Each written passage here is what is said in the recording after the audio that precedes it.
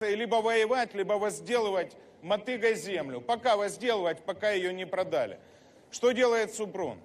Во-первых, вот смотрите, у нас по закону она уже втрое дольше находится на своей должности в лице исполняющего обязанности, чем это можно.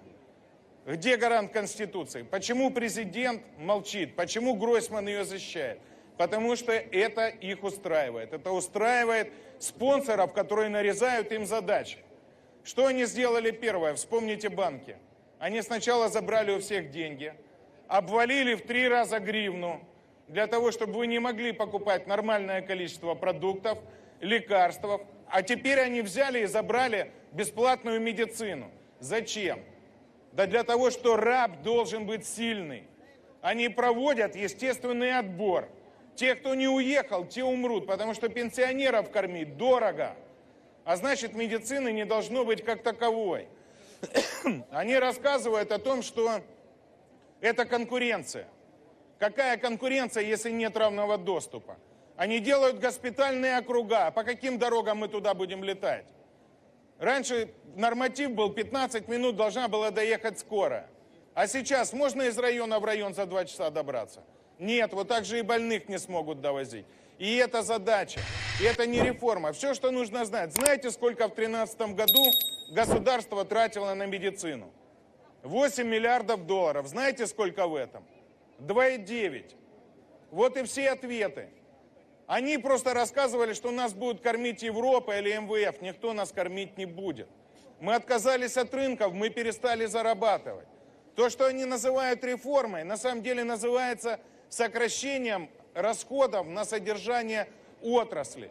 Поэтому под видом конкуренции они будут просто сокращать количество медицинских учреждений, учреждений образования и всего остального. Они будут экономить на всем, чтобы мы могли отрабатывать те кредиты, которые взял Яценюк, Тимошенко, Порошенко, Янукович и все предыдущие правительства. Берут они, а платите вы. В следующем году мы должны отдать 18 миллиардов долларов. При этом внешние институты, международные финансовые, дадут 8. 10 они должны найти на внутреннем рынке. Где они их найдут? Они заберут их из ваших карманов через тарифы. У нас сейчас самое прибыльное предприятие – это НАК «Нефтегаз». Они наконец-то гордятся, что он стал прибыльным. За счет чего? За то, что вы 8 раз стали платить дороже за газ, в 6 раз за электроэнергию. И сейчас Гройсман борется, рассказывает, как он на 2 месяца отсрочил.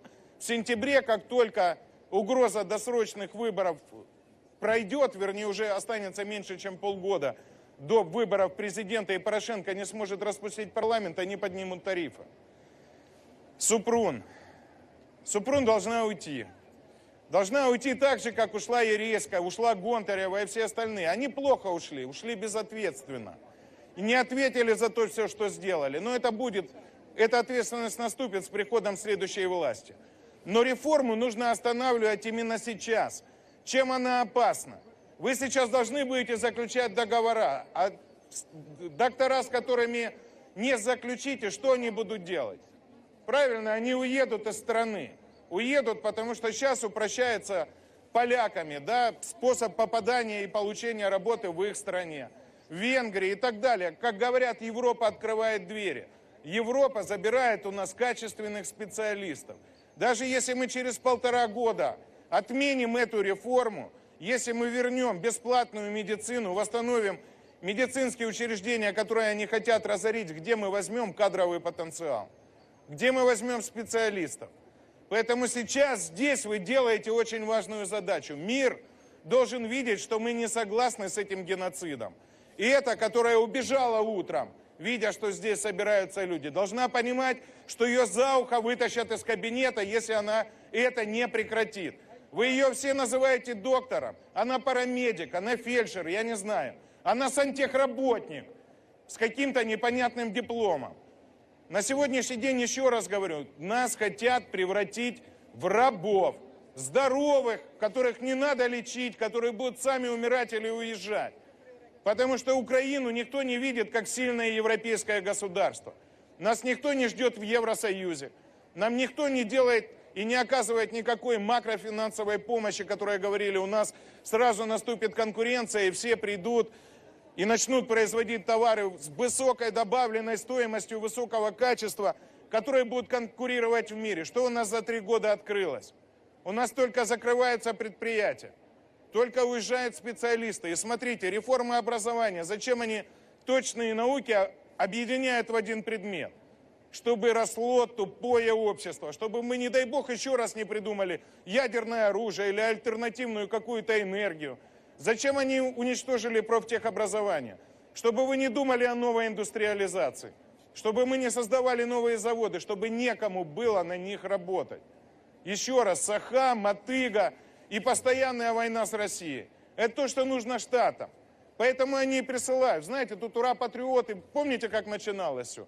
Украина для украинцев. Скажите мне, а кто из украинцев вообще управляет страной? Приезжают гастролеры, а потом уезжают. Они тут с ними борются, имитируют войну, а реально они уничтожают. И мы потом претензии никому не можем предъявить. Поэтому, друзья, я вас прошу, говорите со знакомыми, говорите с людьми. Нам нужно остановить вымирание нации. Скоро в стране останутся одни пенсионеры, кто их будет кормить.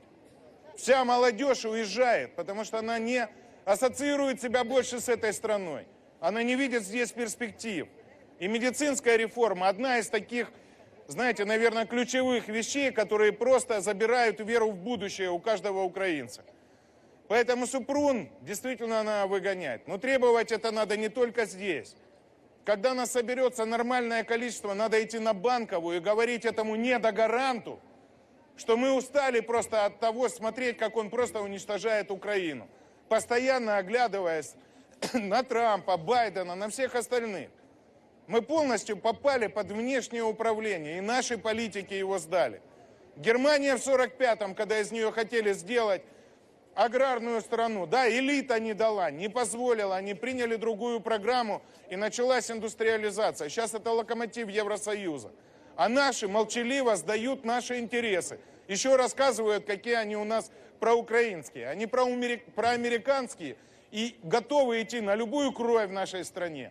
Готовы заниматься геноцидом, лишь бы им позволили воровать те жалкие подачки Международного валютного фонда и Международного банка. Это не наша судьба. Украина сильная. Сильная, но я смотрю, как уезжают люди. Люди перестают бороться, перестают верить в завтра.